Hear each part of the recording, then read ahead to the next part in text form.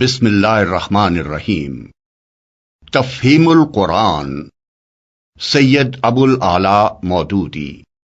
سمع و بصر نے تفہیم القرآن کی مکمل 6 جلدوں کی آڈیو سی ڈی بھی تیار کی ہے۔ سمع و بصر نے کچھ اہل خیر کے تعاون سے مولانا سید ابو الاعلیٰ مودودی رحمۃ اللہ علیہ کی مشہور تفسیر تفہیم القرآن کی 6 جلدوں کو 6 آڈیو سی ڈی MP3 کی شکل میں تیار کیا ہے۔ اس میں تلاوت عبد الرحمن الخزیفی کی ہے، ترجمہ اور سورتوں کا تعارف عظیم سرور کی آواز میں ہے، تفسیری حواشی سید سفیر حسن سبزواری، پروفیسر عبد القدیر سلیم اور جناب اشفاق حسین کی آواز میں ہیں۔ پروگرام کے مطابق تمام تر تفسیری حواشی سفیر حسن صاحب ہی کو پڑھنا تھے، لیکن اس کام کے دوران میں ان کا انتقال ہو گیا اور وہ اپنے رب کے پاس چلے گئے۔ انا للہ و انا الیہ راجعون۔ ان کے بعد دوسرے 2 حضرات کے تعاون سے اسے مکمل کیا گیا۔ اس کام میں جن افراد نے بھی حصہ لیا ہے ان کے لیے دعائے خیر کی درخواست ہے۔ اعوذ باللہ من الشیطان الرجیم۔ پناہ مانگتا ہوں اللہ کی شیطان مردود سے۔ بسم اللہ الرحمن الرحیم۔ اللہ کے نام سے جو رحمان اور رحیم ہے۔ فاتحہ نام، اس کا نام الفاتحہ اس کے مضمون کی مناسبت سے ہے۔ فاتحہ اس چیز کو کہتے ہیں جس سے کسی مضمون یا کتاب یا کسی شے کا افتتاح ہو۔ دوسرے الفاظ میں یوں سمجھیے کہ یہ نام دیباچہ اور آغاز کلام کا ہم معنی ہے۔ زمانہ نزول، یہ نبوت محمدی کے بالکل ابتدائی زمانے کی صورت ہے، بلکہ معتبر روایات سے معلوم ہوتا ہے کہ سب سے پہلی مکمل صورت جو محمد صلی اللہ علیہ وسلم پر نازل ہوئی وہ یہی ہے۔ اس سے پہلے صرف متفرق آیات نازل ہوئی تھیں جو سورہ علق، سورہ مزمل اور سورہ مدثر وغیرہ میں شامل ہیں۔ مضمون، دراصل یہ سورہ ایک دعا ہے جو خدا نے ہر اس انسان کو سکھائی ہے جو اس کی کتاب کا مطالعہ شروع کر رہا ہو۔ کتاب کی ابتدا میں اس کو رکھنے کا مطلب یہ ہے کہ اگر تم واقعی اس کتاب سے فائدہ اٹھانا چاہتے ہو تو پہلے خداوند عالم سے یہ دعا کرو۔ انسان فطرتاً دعا اسی چیز کی کیا کرتا ہے جس کی طلب اور خواہش اس کے دل میں ہوتی ہے، اور اسی صورت میں کرتا ہے جبکہ اسے یہ احساس ہو کہ اس کی مطلوب چیز اس ہستی کے اختیار میں ہے جس سے وہ دعا کر رہا ہے۔ پس قرآن کی ابتدا میں اس دعا کی تعلیم دے کر گویا انسان کو یہ تلقین کی گئی ہے کہ وہ اس کتاب کو راہ راست کی جستجو کے لیے پڑھے، طالب حق کسی ذہنیت لے کر پڑھے اور یہ جان لے کہ علم کا سرچشمہ خداوند عالم ہے، اس لیے اسی سے رہنمائی کی درخواست کر کے پڑھنے کا آغاز کرے۔ اس مضمون کو سمجھ لینے کے بعد یہ بات خود واضح ہو جاتی ہے کہ قرآن اور سورہ فاتحہ کے درمیان حقیقی تعلق کتاب اور اس کے مقدمے کا سا نہیں بلکہ دعا اور جواب دعا کا سا ہے۔ سورہ فاتحہ ایک دعا ہے بندے کی جانب سے اور قرآن اس کا جواب ہے خدا کی جانب سے۔ بندہ دعا کرتا ہے کہ اے پروردگار میری رہنمائی کر، جواب میں پروردگار پورا قرآن اس کے سامنے رکھ دیتا ہے کہ یہ ہے وہ ہدایت اور رہنمائی جس کی درخواست تو نے مجھ سے کی ہے۔ بسم اللہ الرحمن الرحیم۔ اللہ کے نام سے جو رحمان اور رحیم ہے۔ اسلام جو تہذیب انسان کو سکھاتا ہے اس کے قواعد میں سے قاعدہ یہ بھی ہے کہ وہ اپنے ہر کام کی ابتدا خدا کے نام سے کرے۔ اس قاعدے کی پابندی اگر شعور اور خلوص کے ساتھ کی جائے تو اس سے لازماً 3 فائدے حاصل ہوں گے۔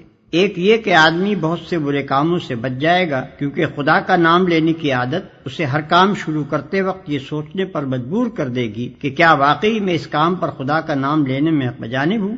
دوسرے یہ کہ جائز اور صحیح اور نیک کاموں کی ابتدا کرتے ہوئے خدا کا نام لینے سے آدمی کی ذہنیت بالکل ٹھیک سمت اختیار کر لے گی اور وہ ہمیشہ صحیح ترین نقطے سے اپنی حرکت کا آغاز کرے گا۔ تیسرا اور سب سے بڑا فائدہ یہ ہے کہ جب وہ خدا کے نام سے اپنا کام شروع کرے گا تو خدا کی تائید اور توفیق اس کے شامل حال ہوگی، اس کی صحیح میں برکت ڈالی جائے گی اور شیطان کی فساد انگیزیوں سے اس کو بچایا جائے گا۔ خدا کا طریقہ یہ ہے کہ جب بندہ اس کی طرف توجہ کرتا ہے تو وہ بھی بندے کی طرف توجہ فرماتا ہے۔ الحمد للہ رب العالمین. تعریف اللہ ہی کے لیے ہے جو تمام کائنات کا رب ہے. تعریف اللہ ہی کے لیے ہے. جیسا کہ ہم دیباچے میں بیان کر چکے ہیں، سورہ فاتحہ اصل میں تو ایک دعا ہے، لیکن دعا کی ابتدا اس ہستی کی تعریف سے کی جا رہی ہے جس سے ہم دعا مانگنا چاہتے ہیں. یہ گویا اس امر کی تعلیم ہے کہ دعا جب مانگو تو مہذب طریقے سے مانگو. یہ کوئی تہذیب نہیں ہے کہ منہ کھولتے ہی جھٹ اپنا مطلب پیش کر دیا. تہذیب کا تقاضا یہ ہے کہ جس سے دعا کر رہے ہو پہلے اس کی خوبی کا، اس کے احسانات اور اس کے مرتبے کا اعتراف کرو. تعریف ہم جس کی بھی کرتے ہیں دو وجوہ سے کیا کرتے ہیں. ایک یہ کہ وہ بجائے خود حسن و خوبی اور کمال رکھتا ہو، قطع نظر اس سے کہ ہم پر اس کے ان فضائل کا کیا اثر ہے. دوسرے یہ کہ وہ ہمارا محسن ہو اور ہم اعتراف نعمت کے جذبے سے سرشار ہو کر اس کی خوبیاں بیان کریں.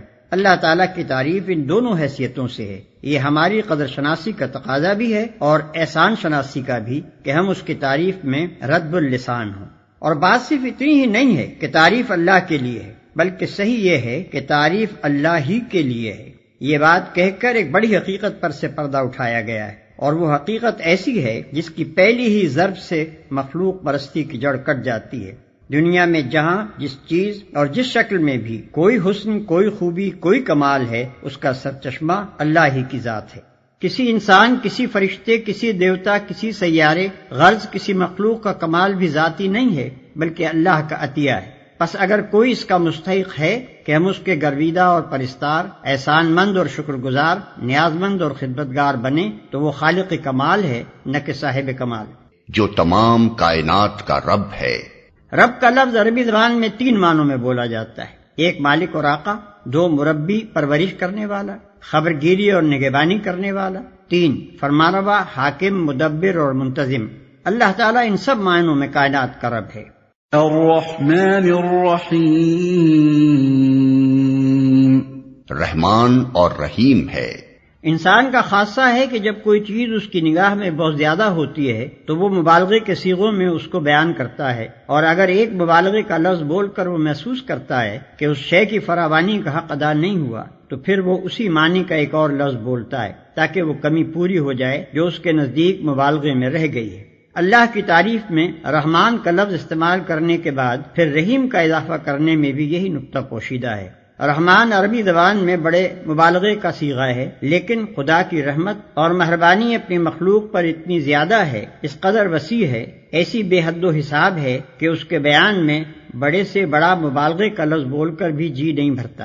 اس لیے اس کی فراوانی کا حق ادا کرنے کے لیے پھر رحیم کا لفظ مزید استعمال کیا گیا. اس کی مثال ایسی ہے جیسے ہم کسی شخص کی فیاضی کے بیان میں سخی کا لفظ بول کر جب تشنگی محسوس کرتے ہیں تو اس پر داتا کا اضافہ کرتے ہیں. رنگ کی تعریف میں جب گورے کو کافی نہیں پاتے تو اس پر چٹے کا لفظ اور بڑھا دیتے ہیں. درازی قد کے ذکر میں جب لمبا کہنے سے تسلی نہیں ہوتی تو اس کے بعد تڑنگا بھی کہتے ہیں. مالک یوم الدین. روز جزا کا مالک ہے. یعنی اس دن کا مالک جبکہ تمام اگلی پچھلی نسلوں کو جمع کر کے ان کے کارنامہ زندگی کا حساب لیا جائے گا اور ہر انسان کو اس کے عمل کا پورا صلہ یا بدلہ مل جائے گا.